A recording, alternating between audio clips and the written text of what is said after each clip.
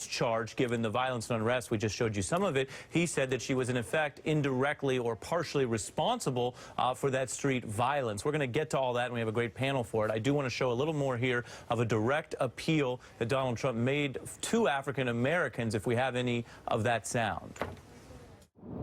The Democratic Party has taken the votes of African Americans for granted. They've just assumed they'll get your support and done nothing in return for it. They've taken advantage of the African American citizen. It's time to give the Democrats some competition for these votes, and it's time to rebuild the inner cities of America and to reject the failed leadership of a rigged political system. That was the argument from Donald Trump, and as you may have heard just moments ago on Lawrence O'Donnell's show, he was making that argument in West Bend. Now, that is significant here because it was billed as this certain type of speech. An interesting choice, to be clear, for a speech that was directly bringing up race. One political reporter already pointed this out online. According to the Census Bureau, West Bend, Wisconsin is 95% white, less than 1% African American. I want to get right to our panel. We have a good one here. Sirius XM host Mark Thompson, former Deputy Campaign Manager for the Martin O'Malley campaign, Liz Smith, CBS Sunday Morning contributor Nancy Giles, and joining us from Washington, D.C., former Deputy Campaign Manager for Mitt Romney and a contributor here for us, Katie Packer. Thank you to everyone. Mark, I'll start with you. Your thoughts on this address. I know you watched the entire thing for us here in the newsroom, and particularly on the geography. At times, Trump directly made it sound to a television or to an audience at a distance that he was addressing the inner city, that he was addressing black voters. Yeah. There's a big difference between West Bend and Milwaukee. You don't even get away with saying you're in Harlem if you're in the Upper West Side around here, and that's a lot less than 40 miles. Yeah, you're absolutely right. Thank you for having me, Ari. West Bend is an hour from Milwaukee. If he was concerned about the African-American community, he should have gone into the African-American community and heard some of the concerns about what was going on. It sounded as if Sheriff David Clark wrote his speech, because he was saying, he's been saying all that kind of stuff for the past 24 hours on Hannity and Fox Business and elsewhere. Same old cliches. If I was not here to watch the speech and you asked me what he said, I could have told you, Ari, because it's the same cliche we've always heard. The Democratic Party takes African Americans for granted. The Democratic Party hasn't done anything for African Americans. But what, in fact, has Trump or the Republican Party done? To use the term looters as a generalization, to talk about hating the police, to call people in general violent, that's not speaking out to African Americans. And he had a chance to do that.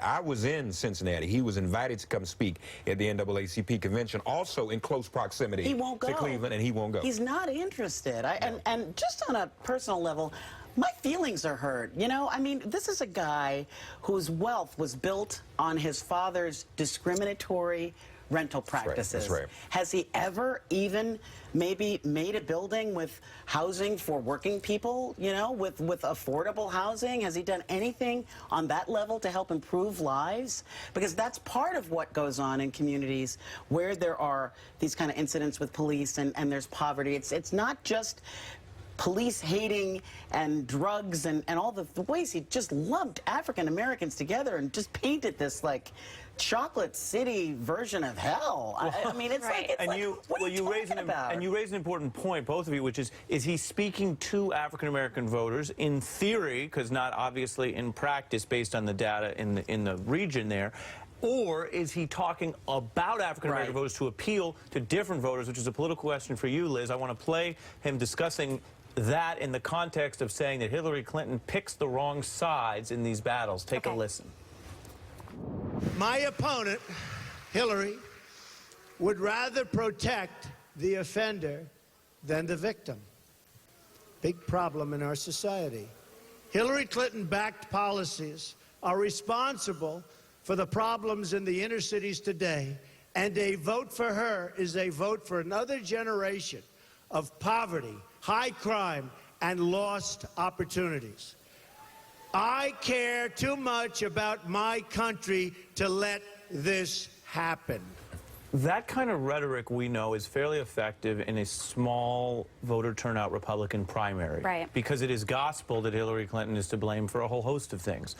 With this as a general election strategy, looking to you as someone who's run Democratic campaigns, does this work the same way to a general election audience? No, I don't think it does. And what I think that rhetoric showed, actually, is that, look, I would love to see Donald Trump go and speak directly to the black community. I don't think he ever will. And his rhetoric tonight made me very glad that he didn't go to the city of Milwaukee, which is facing a lot, which is sort of a microcosm for a lot of the unrest we're facing. And the last thing that we need is having him go out there and stoke these divisions and say that somehow Democrats are anti-law enforcement and somehow pit communities of color against law enforcement community. What we need are voices of calm, voices like President Obama's, and President Obama is out there saying, you know what, Black Lives Matter. We also need to respect law enforcement and the hard job they have to do. And we have to figure out ways to reform policing to bring our communities together. Right. And you know what? Donald Trump didn't talk about one reform he would make to improve policing. And you know, the Ferguson report came out with very comprehensive reforms that I think only 9 out of 17,000 police districts. Oh, sure. Well, yeah, no, I think you raise an important point. If you want to get into that, there's a rich discussion around policing. Right. Not all the issues are automatically ideological or partisan. He did say he wanted to support more officers. More officers, Police are supported generally through state funding. So unless you want to do the COPS program, which may be awkward for him because it was started under President Clinton in 1994, you're not going to have necessarily a lot of federal funding. And if you do, that's still federal tax dollars, which the Republican Congress has been stingier with because they say leave that to the states. Right. Katie, I don't want to pile too many things up here, but I want to bring you in and throw one more piece of data at everyone because Donald Trump was saying he wants the votes of African Americans. So we checked that. We want to look at that possibility. Among African Americans in the NBC Wall Street Journal poll, Hillary Clinton 91%, Donald Trump 1%. Katie. Well, you know, this is a perfect example of a Donald Trump speech that is very light on policy and very heavy on bumper sticker slogans. You know, he had a great opportunity last week to go to my hometown of Detroit, Michigan, and have a very substantive conversation about the plight of the inner city in this country, and to look at things that are starting to work in a city like that. You know, without a doubt, there's a lot to criticize about Democrat policies and Democrat leaders who have failed the inner city and in a big way have failed the African American community.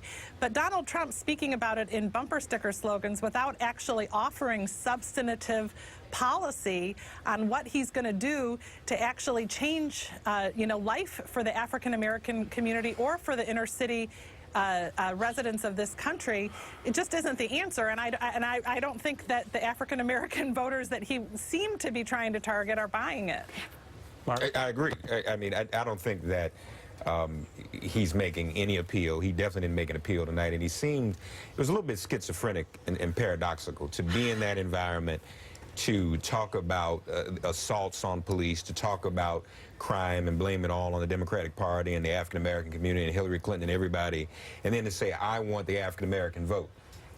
Coming from where? Based on what? I know, I agree with you. Like, he's shown absolutely no evidence at all at even being interested. It's bizarre. It was really almost like watching a drunk phone call. That's what it's like when you see him. Sometimes even when he's on the teleprompter and it's a little more constructed, you know, it's like a drunk call. Well, and Liz, on the politics of it, they did want to say this was a big special address.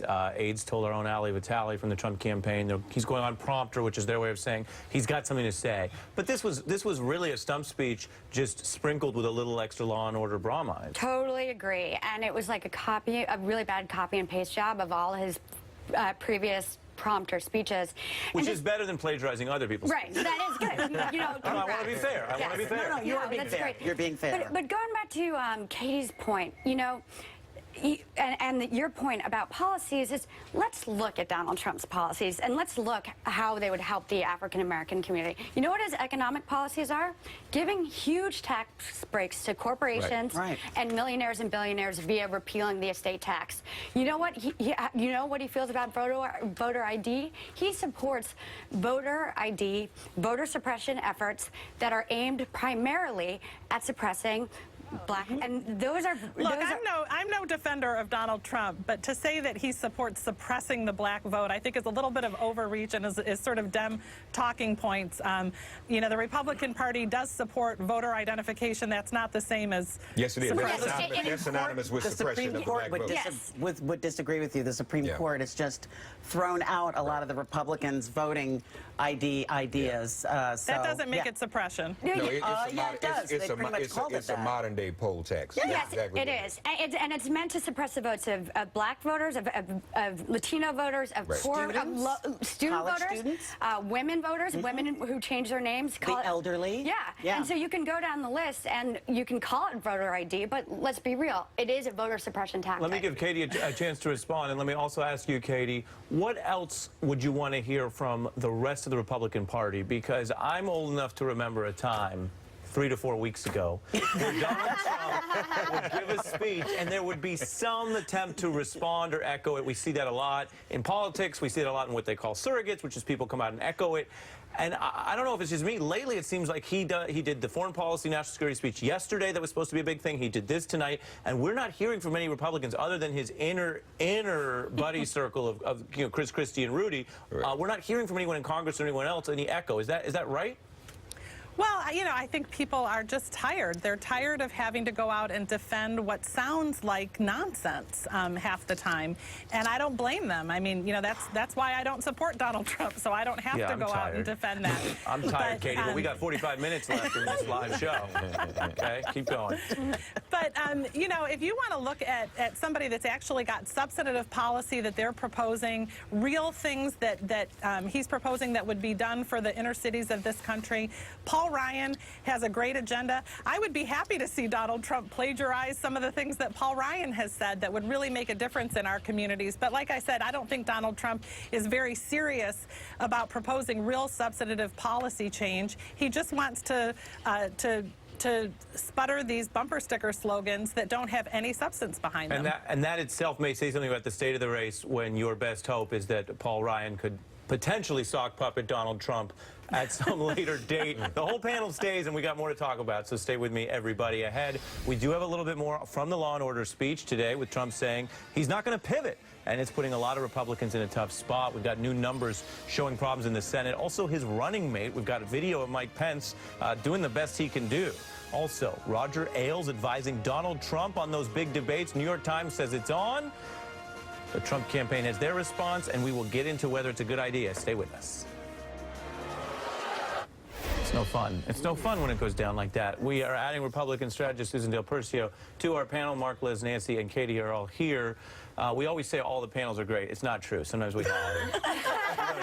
This is a truly great panel. Smart, funny. Come on. You're also my most recent panel.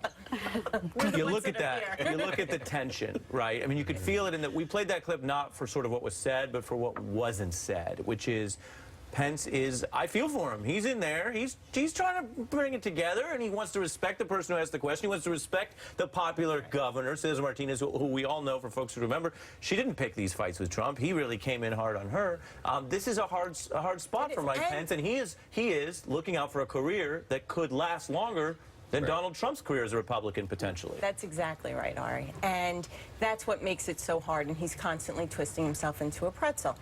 However, this was not going to, he knew this challenge was going to be there. There's nothing that's changed since when Mike Pence took this position, the position of running as VP, to today. So he was walking into it. He knew he had a tough job to do. I think that the Trump folks were hoping he'd be able to give more to the ticket, maybe even it out more. But again, Donald Trump, with what he's done in the last 3 weeks, has made it almost impossible for Governor Pence to do his job. Katie, speak to the politics of that, because the running mates do matter.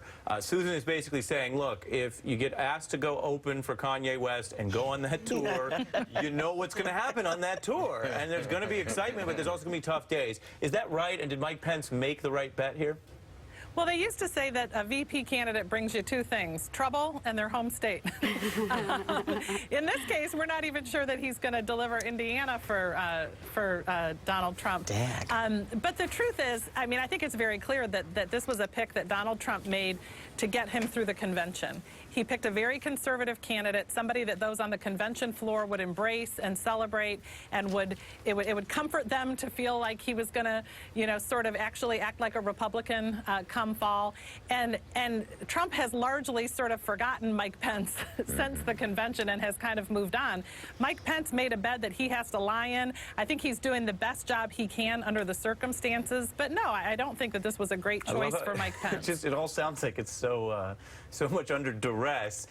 Marco Rubio from the primaries was recently pressed on squaring the statements he's made about Trump's competence and his honesty with supporting him. Take a listen to this, Mark. Okay. Still think he's a con man? Look, I told you guys I've stood by everything I ever said in my campaign, and that said, that we're in a different place now. Now we have a binary choice, not a choice between 15 people or 12 people. There are two people in the world that are going to be the next president, either Donald or Hillary. And what I wonder is whether Trump could have done a better job trying to bring some of these people in so it wasn't just so raw. You think? Well, I think he sabotaged himself throughout the whole primary process. He ran everybody down, make jokes about everybody.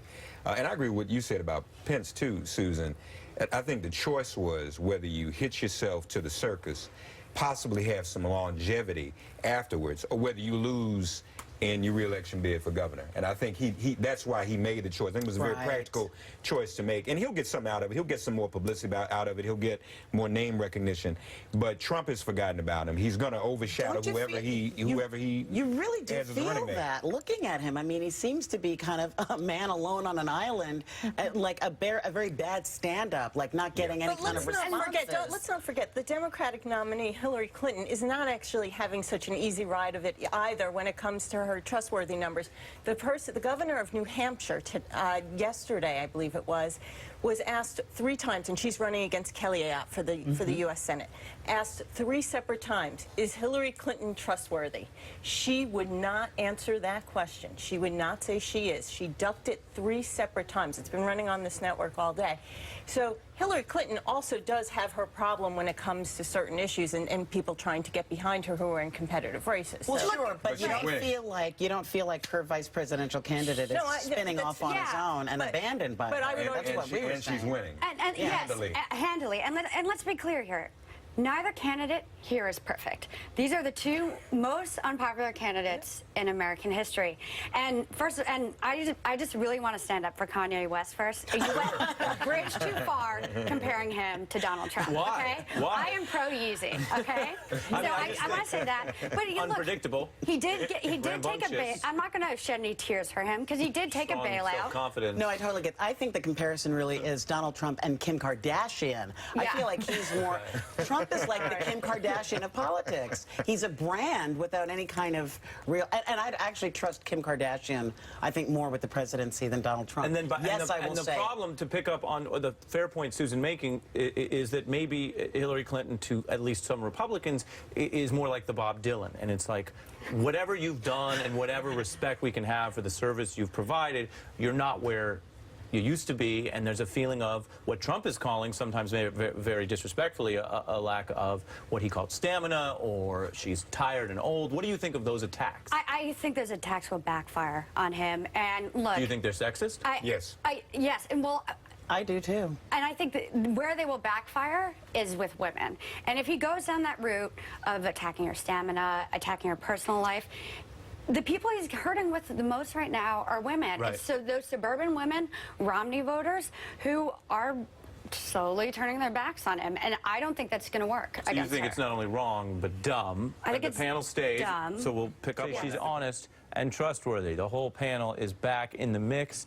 And Liz, I'll start with you, and you worked for Martin O'Malley, who ran against Hillary Clinton. There is this thing, the numbers bear it out, where there is incredible skepticism towards her not just among independents and Republicans, but even among Democrats, whether you call that Clinton fatigue or something about the way she presents, or as her allies say, something about the way that she has faced an unusually strenuous 20 to 30-year campaign that has made her look a certain way in the public eye. They often point out that her numbers were way up higher while she was Secretary of State doing her job. Right. But can she move these numbers anymore, or is this all on the defensive and just working off Trump's unpopularity? So look, I don't think they're going to be able to move her personal trust numbers much.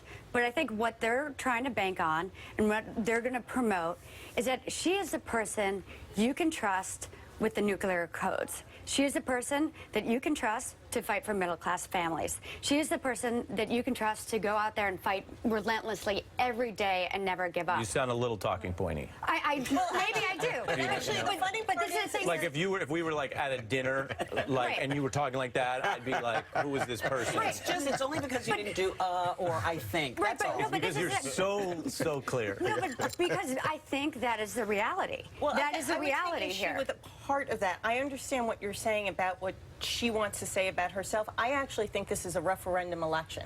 If it's a referendum on Donald Trump, Hillary Clinton wins. If it's a referendum on Hillary Clinton, Donald Trump Well, wins. it's so interesting you say Donald that because Trump- Donald Trump, what you just said is a problem because Donald Trump doesn't have the discipline Exactly, and to hit a that's why- message No. 5 And days that's a why week. the message that's burned by especially the super PACs and why they've burned in a message in New Hampshire, in Pennsylvania and North Carolina, and why they're moving out of Virginia is because they burn this message in that he's not trustworthy. It's not that Right. she is. Well, let me go to It's that Nancy he's on that not. because I don't quite want to let Clinton totally off the hook of these numbers. Okay. We've been clear about some of Trump's problems, but I want to show the facts here. You remember that song, All the Above? Yeah. Yeah, I'm not going to make you sing it. Thank you. Unless I was going to sing it. Okay. Unless Later, you want to later. sing it. We'll do it later. But that's not the Hillary Clinton situation in these numbers. I'm going to show you again from our NBC poll. When you ask about how you would describe Clinton, and you ask people personality, temperament to serve as president, 42%. Cares about people like you, down to 23. Shares your values, 20. Honest, we just discussed, 11.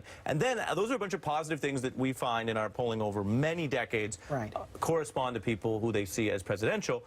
None of the above, 52%. So the opposite of all the above. Yeah, I don't quite get it, frankly, and I'm not going to just trash all the poll numbers, but I will say that when I was in high school Rigged and system. college, You're going to say rigged system? No, I worked for Lou Harris and Associates, and I used to do some of these political polls. Yeah. You know, you call up and if you didn't get a certain number done by the end of the night, you were kind of in trouble. So I think sometimes some of the numbers can be a little bit odd. You kind of like sometimes rush through and falsify. I hate to say this, but there was a little bit of like mischief that happened with all that. I don't understand the trustworthiness problems with her. I think it may be more But you don't have a problem with her being ahead in the polls against Donald Trump. That number's good. Well, yeah. I'm just saying, if there's fraud in one part of the poll and people finish him, you've got to admit that it's happening everywhere else. I'm saying that so I would actually sit with I worry about that. I looking vote at by the polls numbers. at this point, since it's only August, even though the numbers are, you know, the way that they are. Mark? I think it's conditioning. I think it's part of that is the fatigue. There's just so much negative about her. It's been out there for the past 25 years. And, you know, you talk about songs. I work in radio. So how's the power of suggestion work? You hear a song on the radio you don't like. Radio station keeps playing it. Within a couple of weeks, you're singing the song. It just becomes embedded.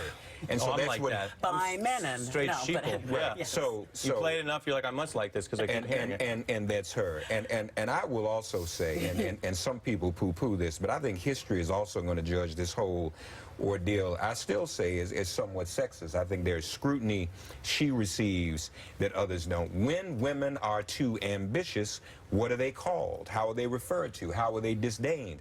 And I think that's what we're seeing right here. Well, I remember, I mean, this is anecdotal, as so many things in life are, but I worked for a woman senator, Maria Cantwell, in the Senate. And I'll never forget, it was one of my first jobs in government. And I remember people coming up and going, I heard she's really hard to work for. Just like that. And, it came up, and I remember I was like maybe naive, but I was like, well, all the senators are hard to work for. Yeah, what They're is it about? U.S. senators. Have you met them? Right. So it wasn't necessarily untrue that some of the senators were demanding, but it was like, oh, only the woman senator's demanding, and it's a double standard. I don't need to, you know, we got No, three well, women you at the know, table. You're going to hear me I say know the it. weird thing about it. But here's part of the problem, is that the next president of the United States will not be liked, nor will they be trusted by the American public. And that's the dynamic that this race is running under. So that's why things... But I feel like you're changing the subject. I don't feel that way. I'm sorry, if you'd like me to change it back. And I'd say, and yes, maybe Hillary. But do you think, as a Republican, do you think there is a double standard against Hillary right now? Oh, absolutely. There's no question about it. In many ways, not just because she's a woman.